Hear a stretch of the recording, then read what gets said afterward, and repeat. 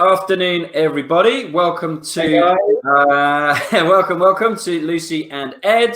Hey. And thank you for joining us on this Festival of Enterprise live webinar. You can see loads of people posting up from all over the country, jumping in from Birmingham, Surrey, Aylesbury, Newcastle, Manchester, Kent, Scotland. I'm here in Poole in Dorset on a glorious day. Where are you guys at the moment, Lucy and Ed? Well, I'm sat in there. Go on, Ed. Yeah, I'm in sunny Henley, just outside of London. Right. Lucy? And I am in a rather warm South London right now. Yeah, it's about 21 here. I bet you it's even hotter where you are. Okay, so we are talking leading through a crisis, and I don't think we've actually covered leadership in any way, shape, or form yet during 4 weeks of webinars. So this is a really opportune time, I think. So Ed is the CEO of Altus Partners and co-founder and executive director of CNC Search.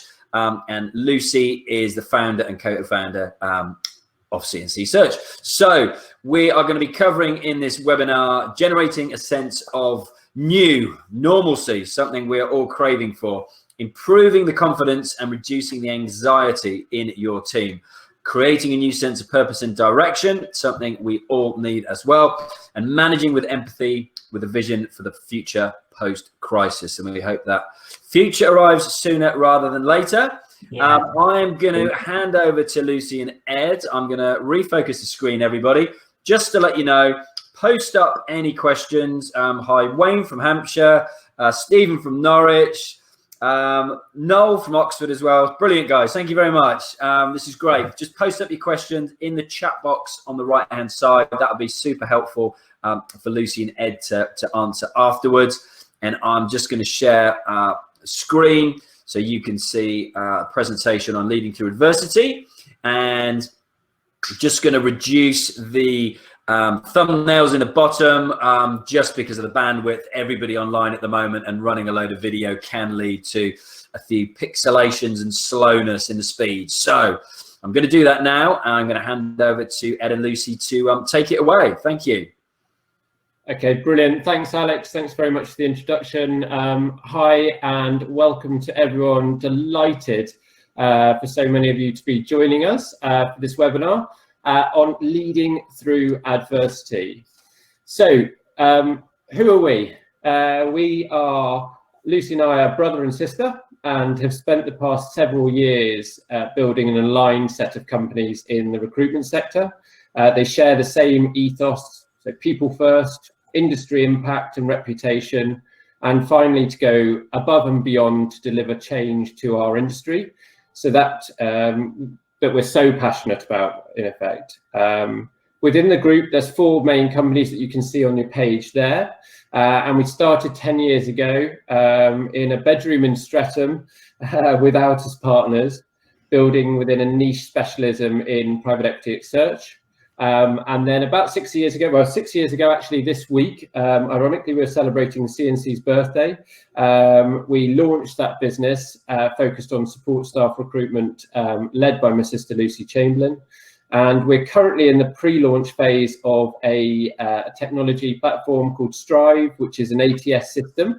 And we're delighted to say we've just launched, as of today, so you guys are the first to know about it, the CNC Academy, which is an e-learning platform focused on upskilling the support staff industry.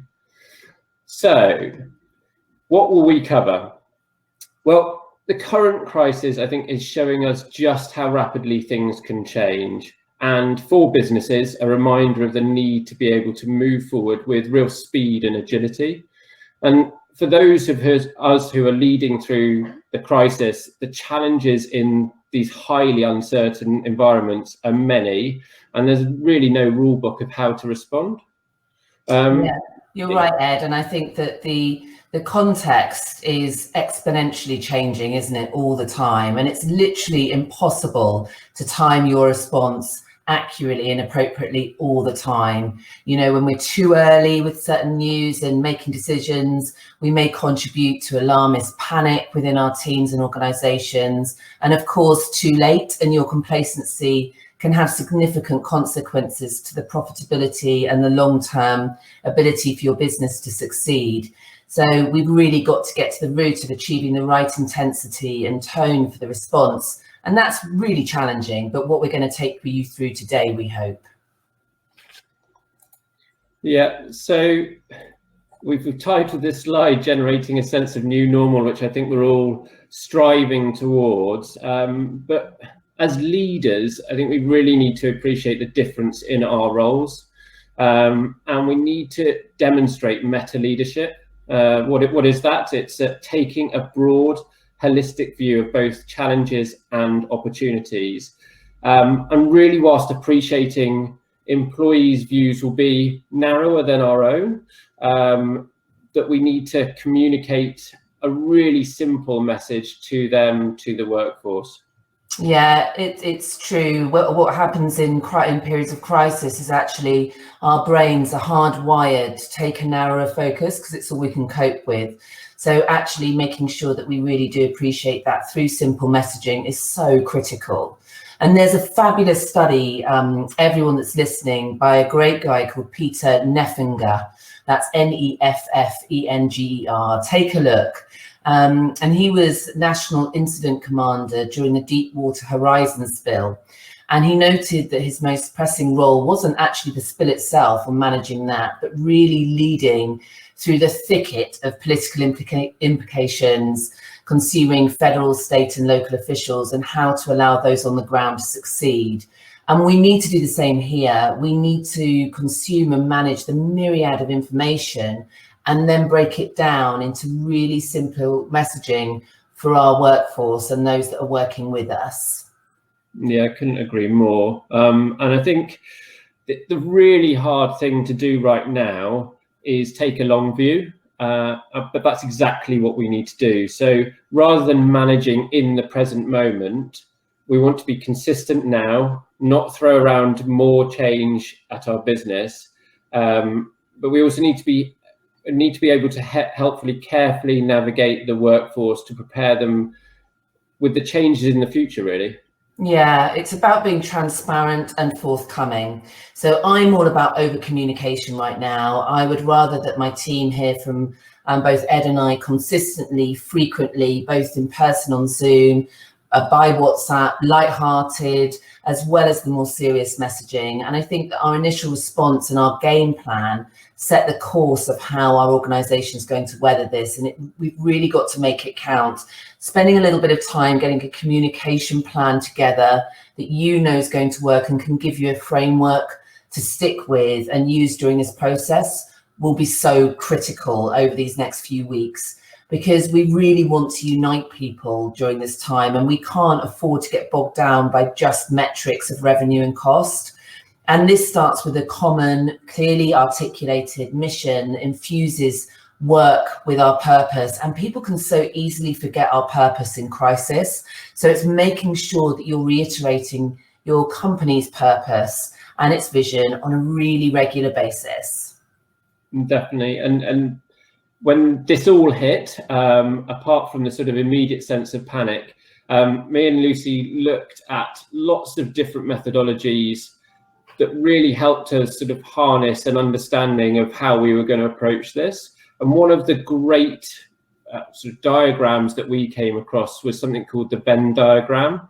And that really talks about leading as managing in kind of two circles. So at the moment the crisis strikes, the two circles largely overlap. And as the events unfold over the arc of time, the two activities effectively move apart.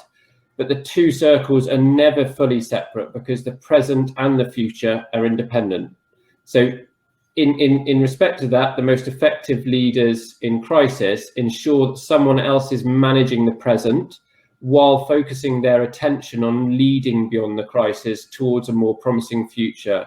And it's that last point that me and Lucy have really focused on, is saying, okay, let's get the team set up, the business set up, let's get it running and functioning like it should do, but then really focus on where we take the business beyond this crisis. So going on to the next slide, we talk about improved confidence and reducing anxiety. Now, that reducing anxiety is a massive one, and I get the fact it's so present for most people. But what does that mean as a leader? And I think the key thing within that is you probably can't share every detail of what's happening to your business, but you do still need to provide your team with information in a timely and professional manner, and that will reduce their speculation and fear. So being sure to allow people to ask questions, share their concerns with you, and when things are changing quickly, the one thing that helps us all maintain a sense of control is information. So, and I think it strikes at the moment more importantly than ever, because there's loads of studies around millennials, and we know that that's a large part of our workforce for most businesses, and 71% of those millennials want their colleagues to be like a second family. So really, really important we give them that information, we communicate to them in that way. And 75% feel the organisation should mentor and nurture their talent. So again, don't cut your workforce off because you've had to deal with different situations. You want to continue that learning and development. You want to continue to nurture your workforce, because it's only going to be a temporary moment in time before we come out of this.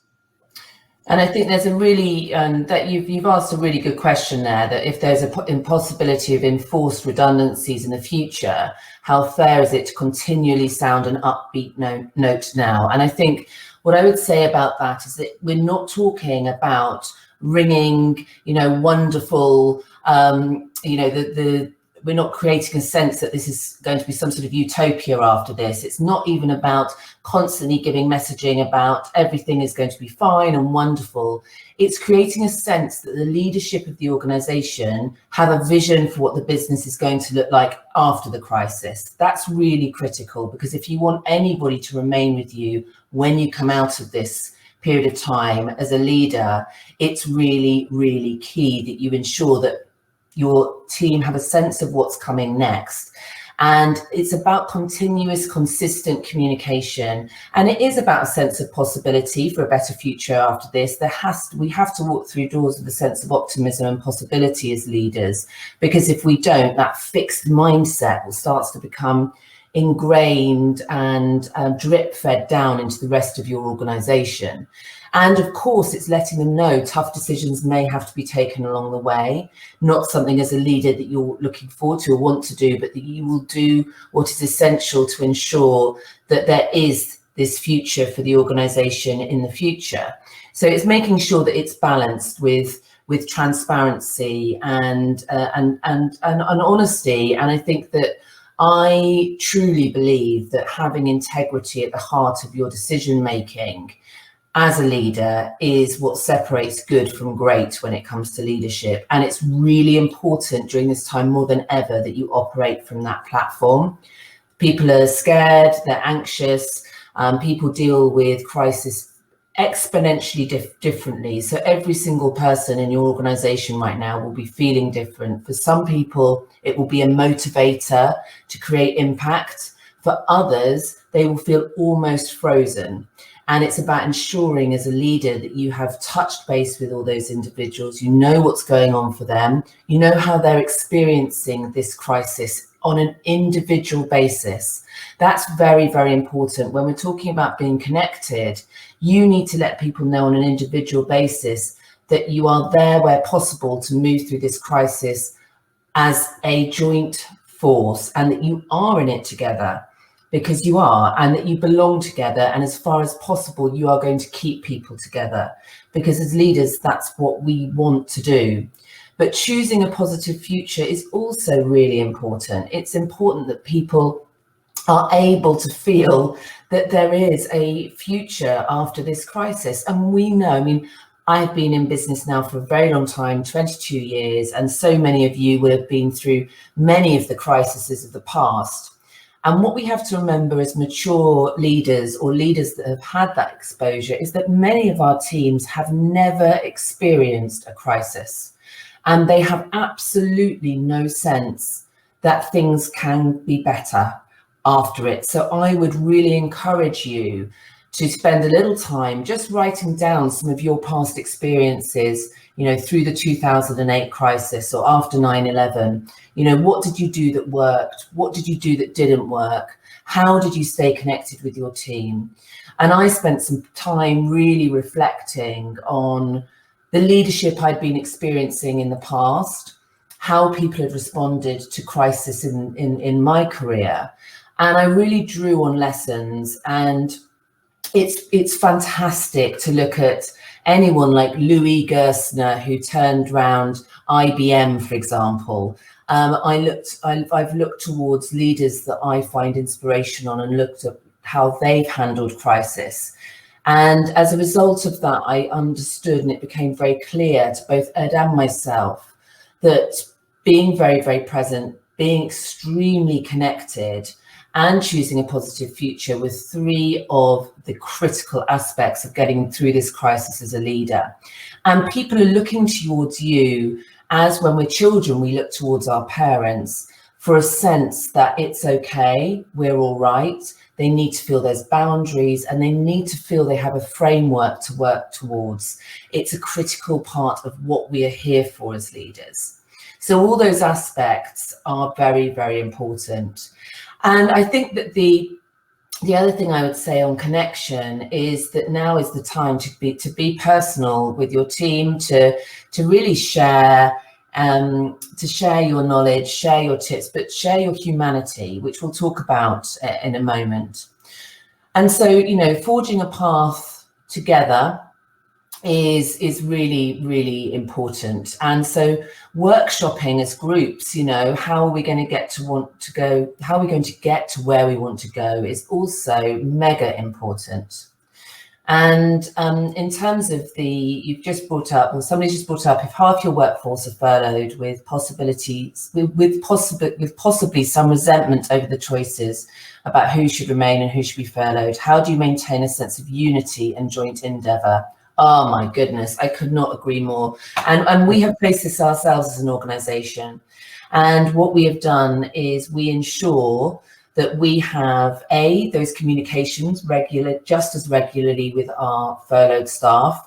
We've done small things, small touches that mean a lot. So making sure we're sending communications, making sure that we call everybody that's furloughed once a week to check in.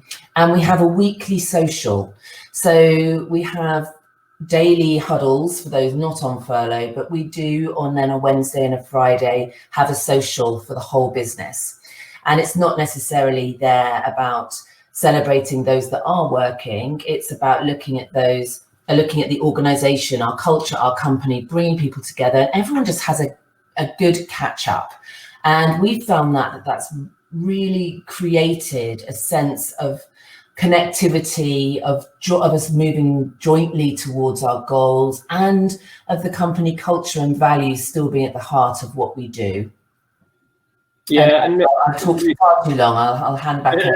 I just to reiterate that final point, the aspect of communication there is really, really important. And there's no script to this to say that you're going to get it right instantly, but I think you do need to adapt quickly and create a pathway that says that everyone in your company, whether they're furloughed or not, gets an ability to come together and have that line of communication. So we've adapted those meetings quite quickly to say, actually, it doesn't feel like that's working, but we want to change it to that. And getting feedback from the group also to how they feel about these meetings, but then get that structure in place. And that allows you to drive forward with everyone feeling like they're part of it, rather than people being set aside due to their different circumstances. Moving on to the next slide then. Lucy, steps for managing your state, Yeah, well, do you know what? There's something I'm going to share with all of you as leaders, because leadership can be a really, really lonely experience, even when things are going brilliantly. And what I want to talk to all of you about is the fact that in this time, it's trying to reframe how we look at it. So as challenging as this will be for all of you, I want you to look at how this could be working for you and not to you.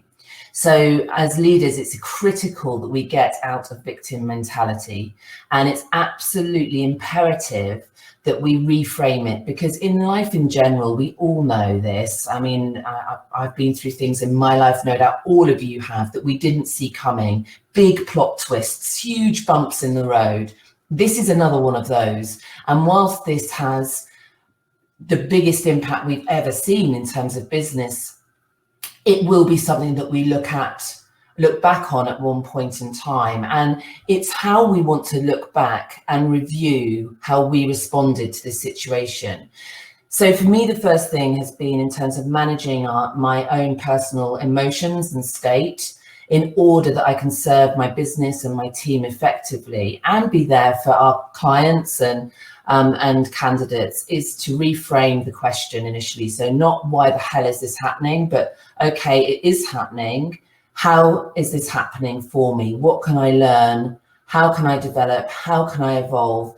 And if you start to reframe the question, no matter how challenging it is, it gets you to dig deep and start looking at how you respond.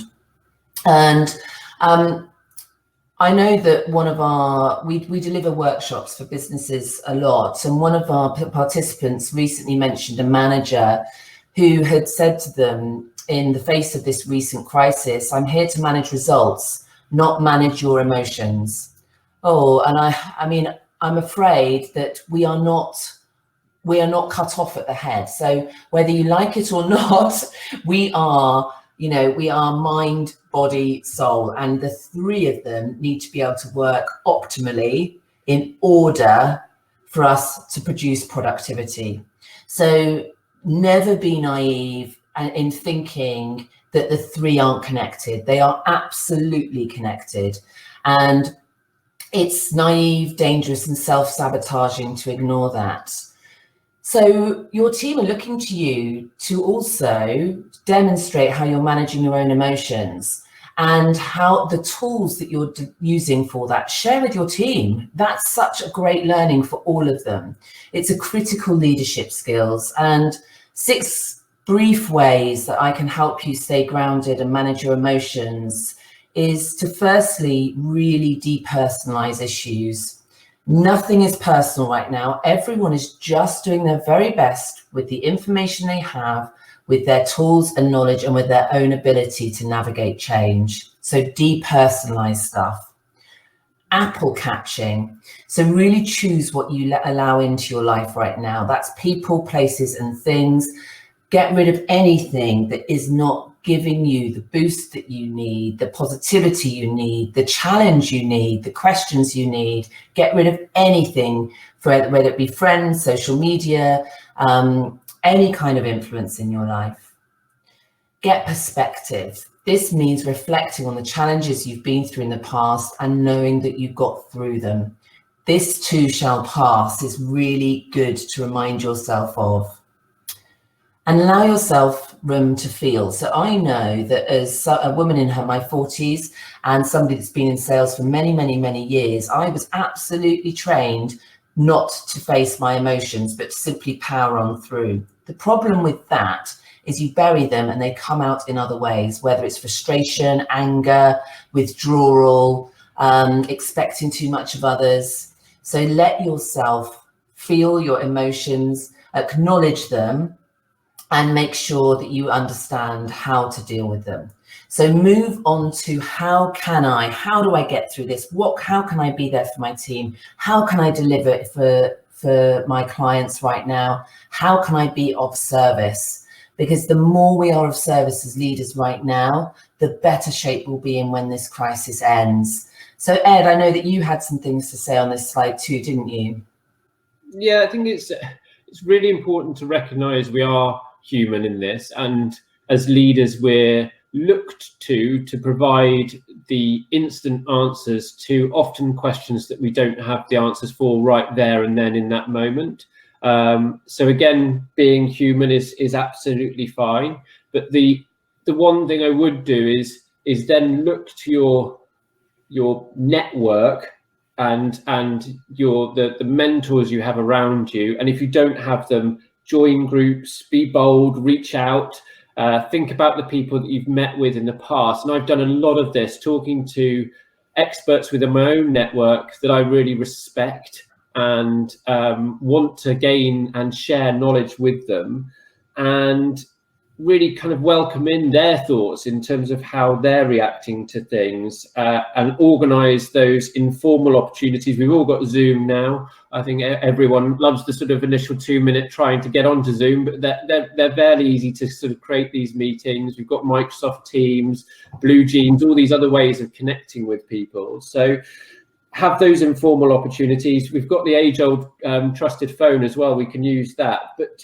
gather all of that information. And there was actually a really good sort of short story that I heard, that there's a load of tech professionals in New York, and they just gather monthly to share one lesson that each of them have learned from a recent project.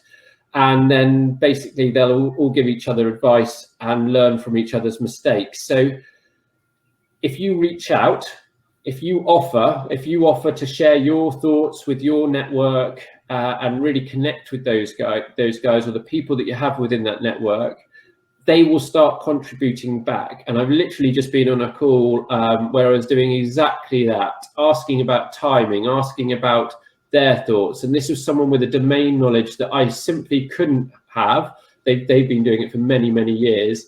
And so it was brilliant to welcome in their suggestions. And likewise, they were asking me questions back. So it's that win-win relationship. So really building that support network is absolutely critical, and focus on what you have to offer, not what you have to gain. So make it a win-win. You have to give to get. That's a really important thing to remember, really. Yeah, and I think that there are so many amazing groups now, aren't they, that we can all join as leaders, whether it's on Facebook, whether it's on LinkedIn. There are so many opportunities, and you can start your own group too. And because collaboration right now is absolutely key as a leader, both in terms of giving yourself a boost, but also for your team to see that you are proactively choosing to make positive steps to get your organization through this is very reassuring for people that you're working with. And, you know, the old adage, 2 heads are better than 1, been around for over 4 centuries for a very good reason. It's more effective problem solving happens when you combine resources, particularly from different organizations, in terms of the talent, the experience, finances, infrastructure. You know, sharing and leveraging those resources means that you reach new markets, you increase and re-energize the connection you have with established clients. Ecosystems rule, and as in our nature, our social organizations thrive where there are diverse and complementary systems that really enhance the lives of I guess, symbiotic firms. So understand that your company is part of a greater whole. There is so much power in that. And I've just seen that, Barbara, you've mentioned that evidence over communicating is impacting teams. If you're micromanaging and constantly checking in, that is going to really negatively impact your organization. If you are sending consistent, calm information to your organization in a way that allows them to feel that there is a leader at the helm that is guiding this ship through very, very choppy waters, that will motivate, calm, and really ease any anxiety within your team. So over communicating is not about micromanaging, it's about adding value. And I think Gordon has said, what about, where do I find the headspace to work on personal development? I'm having half an hour a day for me. So no matter what happens, I have half an hour a day, and I'm building that into my day. And my team know, do not book any meetings during that time. Don't call me in that time unless it's absolutely business critical, because that is my headspace time. And I spend that half an hour a day either planning, or I find that spend that time on personal development, reading, connecting to groups, anything to do with me. And my development is spent during that time. So carve out half an hour a day that's yours and yours alone, Gordon. I promise that will make a huge difference. Let's move on to the next slide now, guys. It's time to move on to talk about creating a sense of purpose and direction. And organizations right now really need to develop a culture of learning. to increase employee engagement. We've got lots of employees without a sense of purpose that may not have as much to do. And employees who are actively engaging in learning are so much more innovative, guys, and feel much more prepared to take on challenging tasks as a result of feeling more competent and confident in their abilities. So remember that you're taking, Gordon, as I just mentioned, you taking half an hour out a day to spend on yourself will encourage others to do the same thing. And we've got active project groups engaged in a variety of aspects to learn and grow within our company, because we are going to move out the other side of this. And I want an engaged and nimble team who are ready to get really creative. Yeah, and I think going back to that comment about when do you have time for learning and development, or to step back, the one thing you do want to do right now is step back and create a good, effective strategy. I can't emphasize that enough. And we've looked at lots of that, and actually Lucy's been a great advocate for me doing much more of that, which I've engaged in and found my decision-making process being so much more effective as a result of it. So one of the really interesting kind of big think experts at TELUS developed this collaborative leader action model, CLAM for short, to look at employee engagement through a specific approach to leadership. So, and that resulted in a 90% increase in employee engagement. So they looked at the 6 C's of successful leaderships, and this might help you kind of look at bringing those all together. But I promise if you follow those 6 C's, it will create that structure you're looking for right now. So the first one is connecting, and that's the step that highlights the importance of continuously connecting with people on both an emotional and transformational level. So you can reach out to them, you can talk about how they're feeling, why they're feeling like that, empathize with them, but also you can help start to enable them to see where they can go from here. So that's a really important one, that you can act as both the confidant and also someone who can help take them forward, so they're mentors. So you've got those two.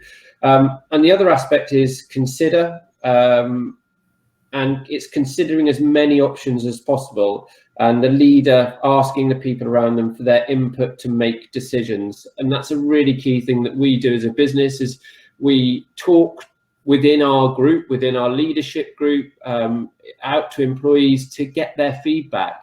And you want to listen to the hard messages, which are the bits you're getting right, but also the bits you might be getting wrong, and then you can react accordingly to them. And there's nothing worse than burying your head in the sand and carrying on as if nothing's there's no problem there. And Lucy, I know you touched on communication as well as being another one of those key sort of 6 C's that's important to you. Yeah, and I think we've probably covered that one, haven't we, Ed, in earlier? But so communication, that's an obvious one of the 6 C's, but also create. So this is about taking the next step to execute what's been decided and communicated, but doing so in an engaging way. And this is the time to get people's creative juices flowing. And you'll be amazed if you start engaging your teams in workshopping how best to get through this, and workshopping how they'd like to see the business afterwards. The ideas that will come out of that are so much richer when people have more time and space and they're not being distracted in an office environment for those to come forward.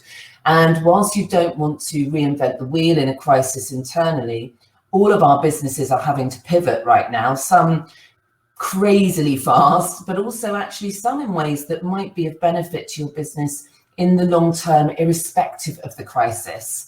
So getting your team creative actually helps my own creativity too, and I'm sure you're the same.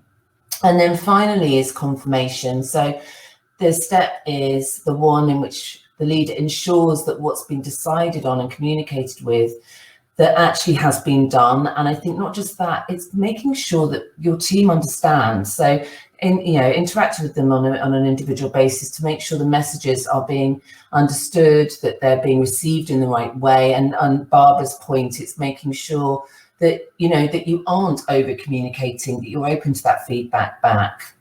Ed, have you got anything else to say on this slide before we move on? No, I think all covered. I know that we're sort of we're trying to condense it all into half an hour, which is always quite difficult. But I think the last slide to talk about, and I think it's one that's really important, because I know for me personally, it felt like the culture of our business had been completely sucked out the moment this all happened and we were told to remote work, and suddenly our whole lives were different. And it's really easy to abandon that idea of culture during the crisis. But if you're looking at having a vision beyond this, it's imperative you want to keep your team beyond the crisis, and it's critical it does not get lost in the immediate agenda. So having that culture of caring, understanding what it looks like, and then really empowering the shared vision and that purpose of the shared vision. So that's really critical. And when you know and understand the why, you'll definitely be more motivated to focus on the how, and communicating that through the team. So it felt like in that immediate instance, we had the culture sucked out, but getting that structure back in place, getting the new sense of purpose has allowed us to really focus on and create new ideas, and drive forward. And I think all of that idea of culture of caring really encompasses many things. So leaders caring about employees, employees caring for each other, and then that results in them caring for their customers, because that's the other thing that sometimes gets forgotten in all of this. We still need customers, we still need that revenue base.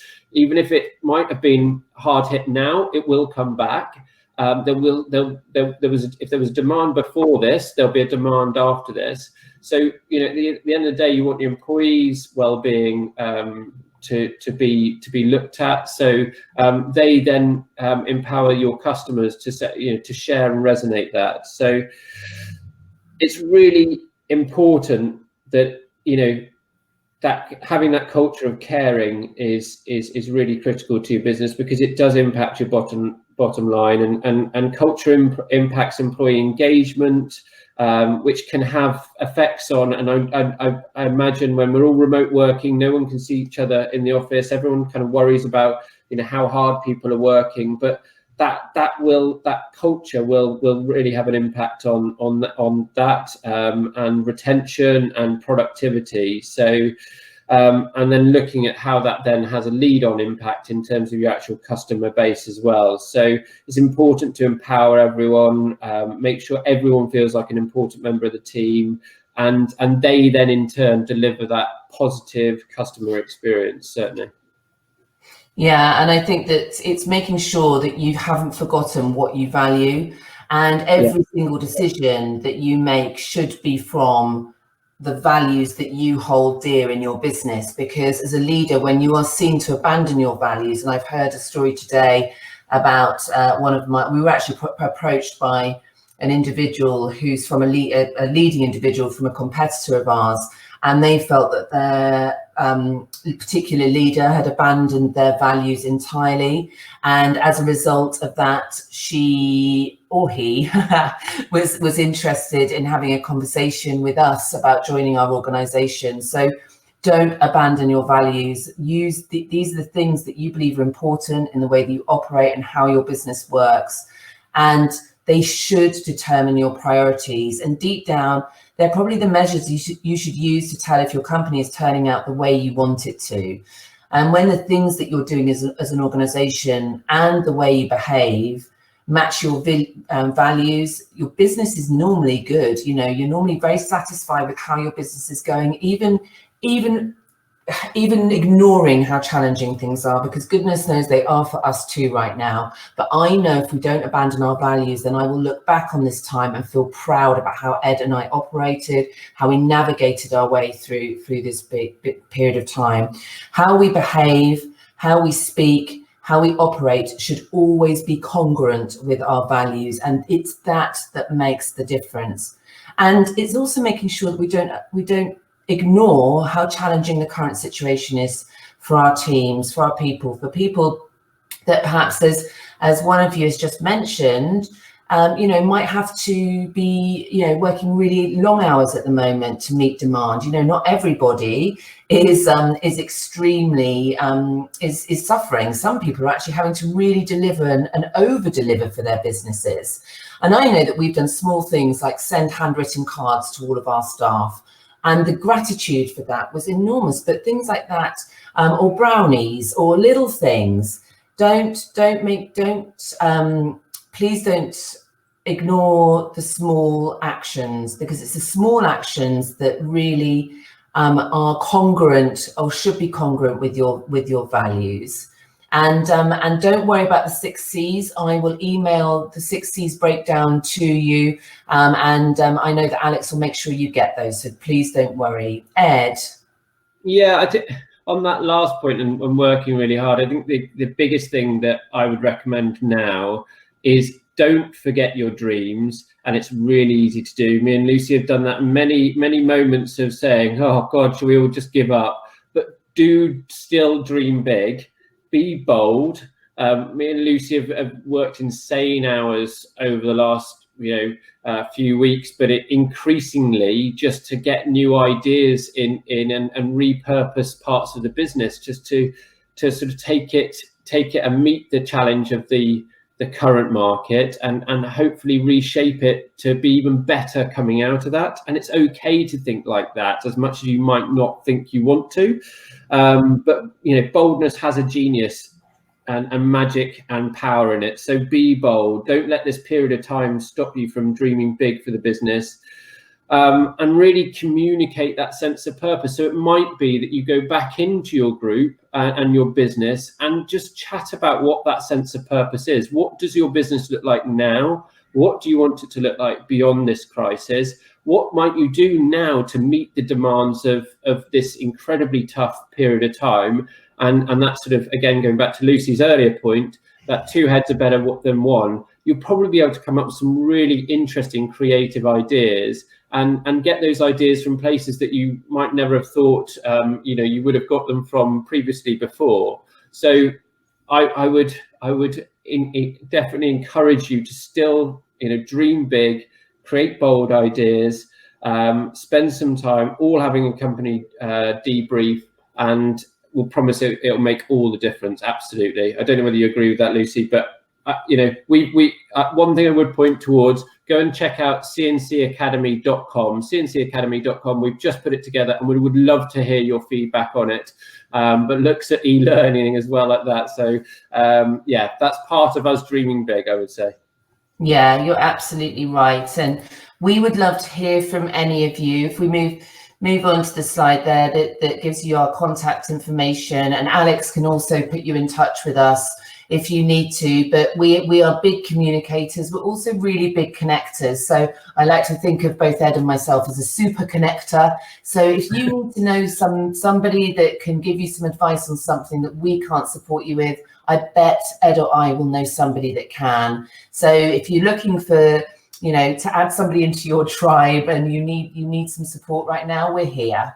So thank you so much for listening to the presentation. I know that it's always a joy and a pleasure for Ed and I to have the chance to share with you our skills, our knowledge, our tools, and I've really enjoyed having this chance to reach out to you all over the last hour or so. Yeah, couldn't agree more. Thank you very much, guys.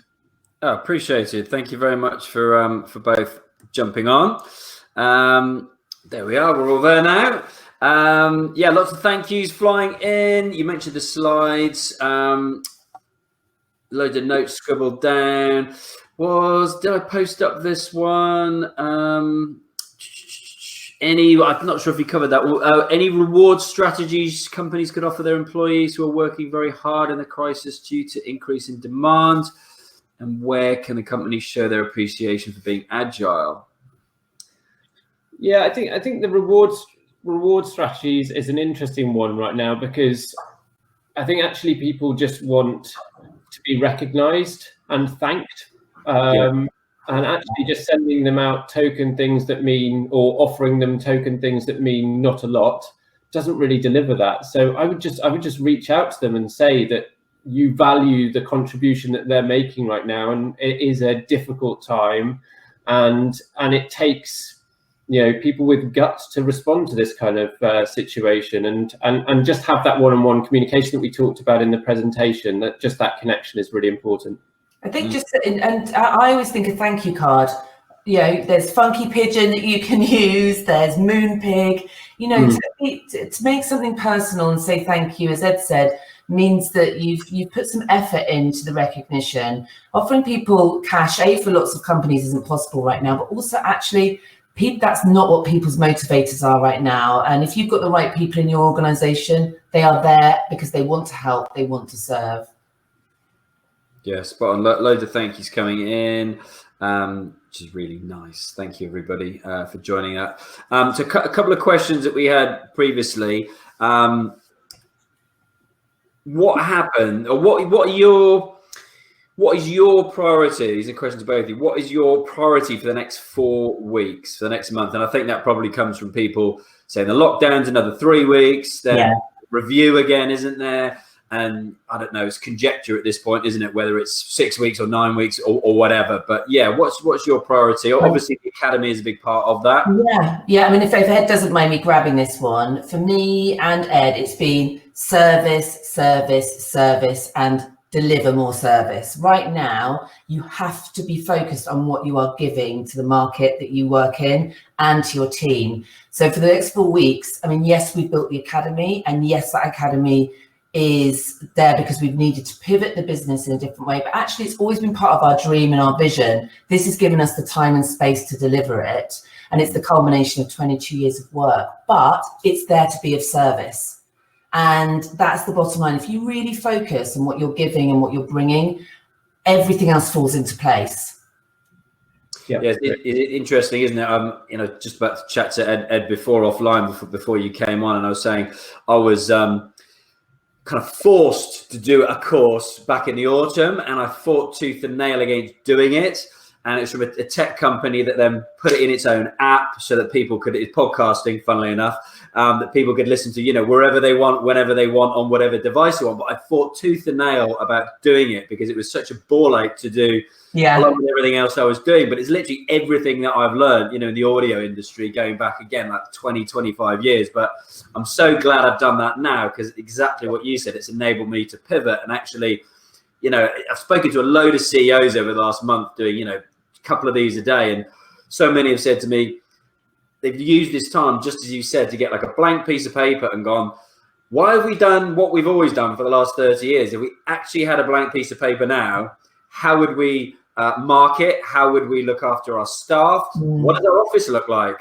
I think that's really interesting. You brought that up, because that's something that I've touched on a number of times now. And that's about having a growth mindset, isn't it? It's about getting out of a fixed mindset, getting into growth mindset. And exactly the question I said earlier, how can this be working? How can this crisis be for me, not happening to me? So, yeah, sorry, Ed, I interrupted. I was just going to say, it's weird to think of this presenting opportunities, but if you step back, you actually recognize that there are quite a number of them. It's just in the moment, it's easy to feel overwhelmed by all of this. Step back and strategize. It's not a bad idea right now, is to kind of look at where your business could be. Go for a walk if you're feeling overwhelmed. Don't try and plow through. Give yourself some headspace. It's normal. Every single feeling you're feeling right now is normal and is okay. So I'm spot on. And I said I'm normally like you guys, glasses always half full, positivity. And then I don't know what it was. It's like, you know, took that long bank holiday off, because I've been like you guys, probably working 15, 16 hours a day every day. And I took that long weekend. And Tuesday and Wednesday, I was absolutely struggling. I was like, felt quite low. And then, you know, the local golf course here has opened the golf course up for people to go for a walk down. And I just did that with my family. And, you know, weighted the world off my shoulders. And Thursday, Friday last week, just finished the week really strong, and then started this week, you know, really pumped again. And I think just something little like that, like you mentioned, can make a huge difference. And it is normal to feel like that at the moment, to have your emotions all over the place. Oh my God! If any of you leaders haven't had a cry during this period, I don't know what the hell you're doing that I'm not. We've all had those moments. It's okay to have them, but I think in the past I would have just powered on through because that was what my training was. But I know now that leads to me making poor decisions, not being creative, having rows with my husband. It's not good. And so if you are feeling like that, you've just got to give yourself even 15 minutes just to step away so that you can come back. And as you say, with refreshed and vim and vigor. Yeah. And also something else you mentioned before I wanted to touch on with regards to being of service to people. And something's come up again. A lot of people posting up saying, I've had to furlough staff, I've had to mothball things. What should I be doing? And I think it's, keep hearing about these people who are, in their onesies on their sofa watching Netflix. I don't know who these people are, but it's definitely not been me. That's unfortunately. But I think, there is an opportunity, even if you cannot make money at the moment. And I've spoken to businesses, earlier that are doing ridiculously well just because of the set of circumstances, with regards to buying and direct to consumer, those kinds of things. But for me, again, if you can use this time to create content so that you're at the tip of everybody's tongue when this does pass, because I love what you say and I wholeheartedly subscribe to that. This will pass. We just don't know when. It's that uncertainty that's killing everybody. But just a small example myself, I set up a Facebook group for people who wanted to learn how to podcast and showing people they could do it for free with everything that's on their phone for free. We went from like 13 people on day one to it's over 500 today. And it just shows you, people are at home looking for content, for stuff they're interested in. There's a huge surge in nostalgia at the moment as well, isn't there? Posting your favorite footballers from the 90s or your favorite albums, whatever it might be. And I think although living in the past isn't good for resilience, that. Yeah. It can be quite damaging. The psychology would tell you that actually all that stuff isn't great for us because it's all saying, oh, the bygone years, it was all wonderful. And the problem it keeps us stuck in the past, whereas actually we want to deal with our present and move forward. So I ignore all of that nostalgia stuff. I'm like, that's just not for me. Not great for my mindset. Setting that bold purpose that you say, actually have sat with that idea for so long. A bit like, can I deliver, to enhance my group by sort of delivering this training for them that you would have sat with probably for many, many more months if this hadn't have happened. And actually had a really nice way of pivoting it and saying, well, actually, I've got a really good idea. Let's use this time now to create that. And I think that's the big opportunity in all of this, is to sort of step back and say, I've got an opportunity to do something I've been thinking about for a while. Let's go and do it. Yeah, and it's interesting. I've done quite a few webinars and people asking advice who are scared to sell, scared to tell people about who their products and services are. And then I had a great example. I don't know what you both think, but I had a chap called Magnus from Antler, which is like a global early stage VC and startup generator. And they've got like eight offices worldwide, going to be 10 by the end of this month. And, he was saying at the end of the day, if you are providing a solution to somebody's problem, you owe it to yourself to tell them about the solution. Do you agree with that? Because a lot of people are scared at the moment, aren't they? A lot of anxiety around as well about selling. I would take that as, everyone knows that they hear me talk about this guy called Jeb Blunt, who's a sales Jeb Blunt. But I would say the one thing that he talks about is just turning off the news flow and saying, well, actually, if I turn that off and just focus on what I was doing before and doing that really well, which is selling, which is talking to customers, which is, driving the business forward still, or, creating these ideas that you've had for a while that you've never had the opportunity, and now this is the opportunity. Turning off that negative news flow suddenly allows you to do that. Whereas if you've got that on in the background, or you're constantly on your phone reading the latest, sort of press articles and stuff like that, it holds you back so much. So salesgravy.com, Jeb Blunt, they do a very good course for about $20. I definitely recommend that. I've made my team watch it and they love me for it. So it is very, very good. I think it's using your EQ, isn't it? It's using, it's using your emotional intelligence at the moment. But as you say, Alex, the bottom line is, if I can deliver a product that's going to support somebody and enhance their career, their life, their capability, Why wouldn't I be loud and proud about that? That's what the world needs right now, you know. You know, that and plenty of other things, but that's one of them. Plenty of other things. Yeah, and everyone's got, you know, knowledge, haven't they? You don't have to be an expert to have a, you know, bunch of letters after your name. You just need to be one lesson ahead of the person you're teaching at the end of the day. So yeah, we're all looking for it. I'm information searching all the time for people that have been there before me, that are doing what I would like to do. And I need them to share that content with me. And I'm very happy to pay for it, because their time, their knowledge, their magic is worth me investing in, because that's going to be an investing in myself. So yeah, if you've got something to share, for goodness sake, get out there. Yeah, so people asking, are you going to be able to do this webinar again? So we do have a book, I think it's second week in May, currently putting the schedule together. So what's that? That's the week of the 11th. So if you're not coming in, guys, we've had a good turnout today, by the way. Really good turnout.